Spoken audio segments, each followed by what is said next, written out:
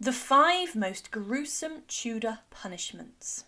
Tudor England was certainly a nasty, painful and brutish time to be a criminal, as the punishments dished out were dreamt up by King Henry VIII himself.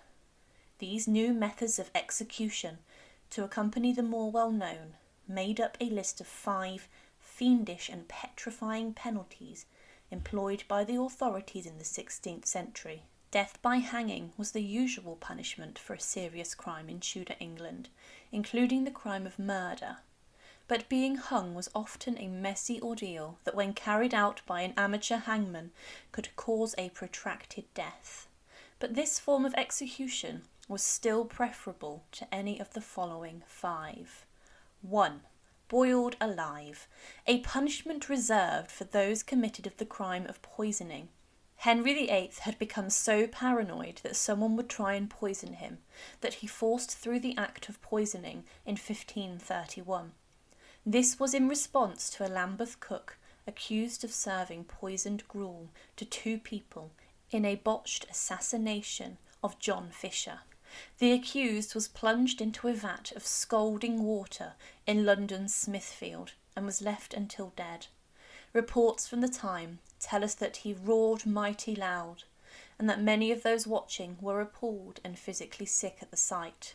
This wasn't the last time an individual was executed in this terrible way, as the act wasn't abolished until 1547.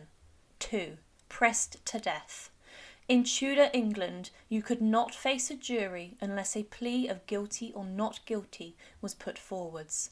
Those who declined to put a plea forwards and avoid justice were starved in prison until they either changed their minds or died. But in Tudor England, this had turned into something even more ghastly. If you did not put forward a plea, then you would be pressed to death.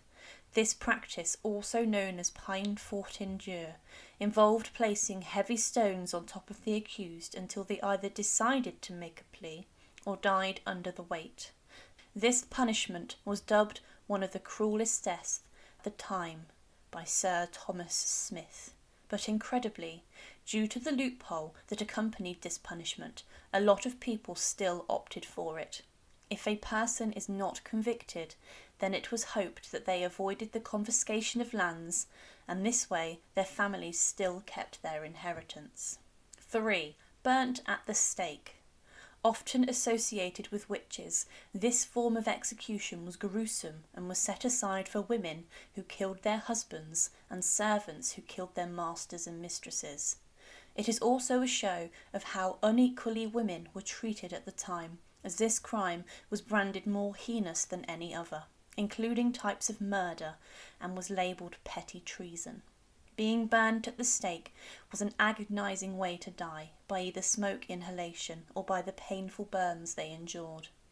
If they were lucky, they would be strangled first by having a cord wrapped tightly around their neck and then left to the flames after. 4. Broken on the wheel. In the 16th century, the Scots came up with a punishment arguably even more barbaric than those south of the border. Adopted from continental Europe, being broken on the wheel was a form of punishment and torture.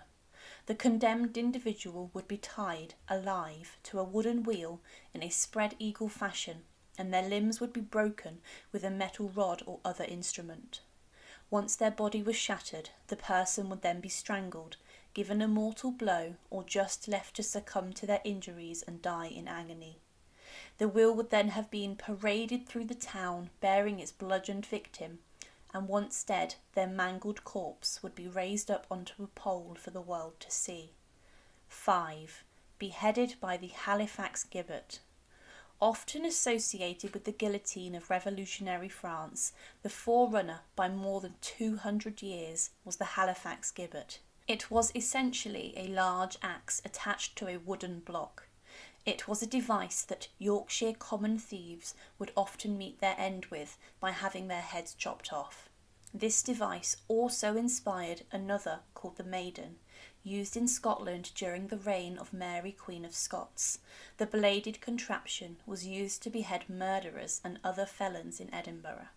And ironically, the Earl of Morton, who first introduced it to Scotland, would become one of its victims for his part in the murder of the Queen's husband, Lord Darnley.